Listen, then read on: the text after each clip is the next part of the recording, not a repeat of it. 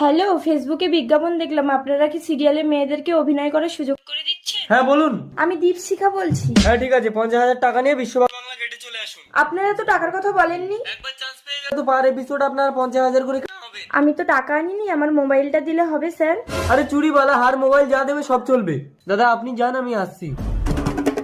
দেখুন আমার গায়ে ব্ল্যাক টপ আছে। কোথায় আপনি? ও আচ্ছা, এই তো। হ্যাঁ চলুন, দিন মোবাইলটি দিন, যান গাড়ির ভেতরে যান। গাড়ির ভেতরে কেন? বললেন অফিস আছে। আরে এটাই আমাদের অফিস, বেশি নোংরামি করবেন না, যান। আরে কাছে এসো সোনা। কি হলো, গায়ে হাত দিচ্ছেন কেন? আরে সোনা, সিরিয়ালে চান্স পেতে গেলে আগে আমাকে চান্স দিতে হবে। এ লড়কি রুক। আমার ফোন দিন, আমি কাজ করব না।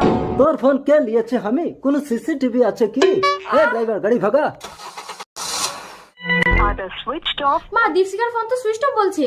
মেয়েটা আমার কলকাতায় সিরিয়ালের অডিশন দিতে এসে দুদিন বাড়ি ফেরেনি। কেঁদো না মা, বোনকে আমি ঠিক খুঁজে বের করব।